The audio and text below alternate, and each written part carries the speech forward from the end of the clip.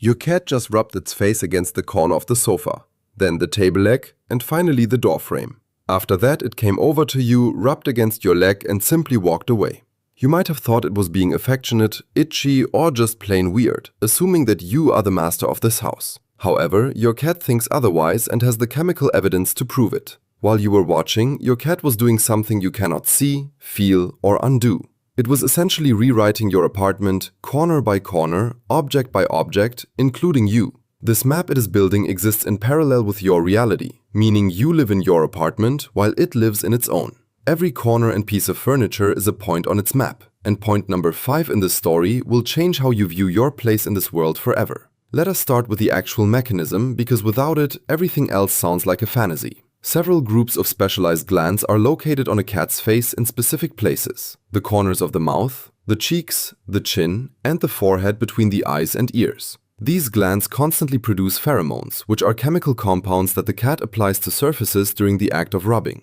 To a human, these are not smells you can perceive, and the sofa looks no different after the cat has rubbed it. But for any other cat nearby, that spot is a page of text that is incredibly detailed, accurate, and dated. These pheromones contain literal information about the cat's physical state, hormonal status, stress levels, and the time the mark was left. Another cat, sniffing this mark, receives data on who was here and how they felt. When a cat rubs against the furniture, it is not scratching an itch. It is signing a title deed of ownership. You might notice that they almost always use their cheeks, which is a deliberate choice because the most active pheromone glands are located there. Scientists call these the F3 fraction, and it is the only type used to mark a space as safe and familiar. By rubbing its cheek, the cat creates a point of peace, acting as an anchor for its nervous system to return to.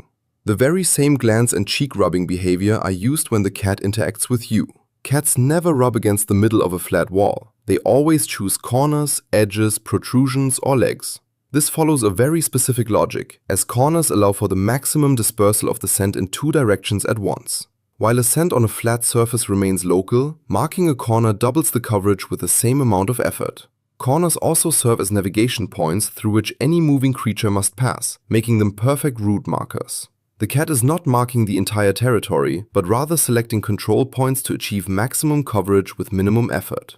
These spots also preserve the scent longer because the concave shape of a corner protects the pheromones from direct airflow. Your cat is essentially working with engineering precision to select points of maximum efficiency for its map.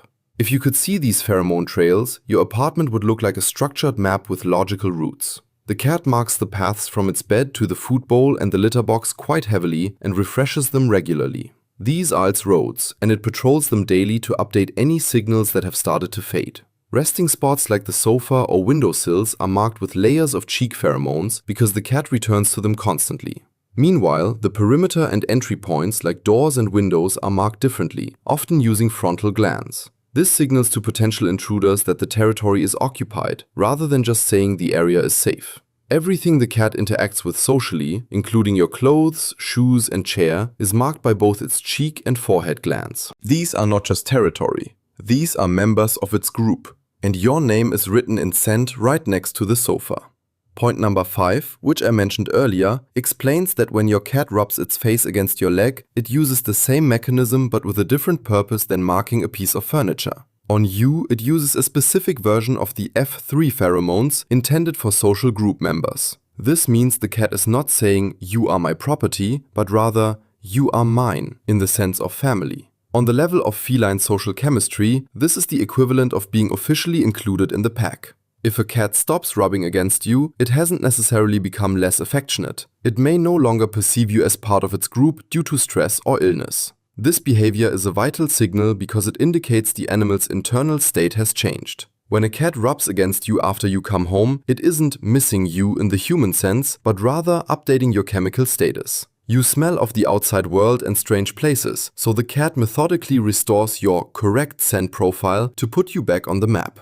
This is necessary because pheromones are unstable and evaporate within a few hours or days, depending on the environment. For a cat, an unmarked space is an unknown space, which represents a potential existential threat. A cat living in a space without its markings exists in a state of chronic background anxiety. This is why moving to a new home is so difficult, as the new apartment is entirely unmarked or filled with foreign scents. The cat's nervous system stays on high alert until it can walk every corner and rebuild its map from scratch. Daily patrols and refreshing marks are not just rituals, they are technical maintenance of a navigation system. It is important to distinguish this from scratching or urine marking, which serve different purposes. While face rubbing is for internal safety and group bonding, scratching provides a visual and scent-based warning for external rivals. This is why a cat might scratch a visible door even if it has plenty of scratching posts in the corner. Urine marking is the most intense signal, typically reserved for high-stress situations like the presence of a stranger or a rival cat. Face rubbing remains the gentlest and most socially warm tool a cat uses when it is in a state of peace. However, when you clean your house or wash the jacket the cat has been rubbing, you are erasing a page of its map. To the cat, the disappearance of its scent feels like an intrusion that requires immediate restoration. This is why they stubbornly return to the same spots right after you finish cleaning. Understanding this helps explain why anxious cats might mark more intensely when their environment is frequently scrubbed clean. Modern veterinary medicine even uses synthetic versions of these pheromones to help calm stressed cats by mimicking the safe signal. You might wash the corner of the sofa, but the cat will rub it again to restore its map of safety. By observing where and how often your cat rubs, you can read its behavior as a direct report on its well-being. A cat that rubs actively and frequently is one that feels secure and is maintaining its personal space. If it starts marking new areas or stops rubbing altogether, it is a signal that something in its world has shifted. Whether it is a new sound outside or a change in routine, the cat is rebuilding its map in response. If the rubbing is focused intensely on entry points like doors, the cat likely feels a threat from the outside. So, the next time your cat greets you at the door and rubs your leg, remember that it is writing you back into its reality. It is not just a greeting, it is an official signature of belonging. Does your cat rub against you the moment you walk through the door? Or does it wait until you have settled in? Share your experience in the comments and subscribe to learn more about the everyday habits of your pets. Understanding these chemical signals helps us realize that we are part of a much larger invisible world. By paying attention to these small actions, we can better support our feline companions in their constant work of building a home.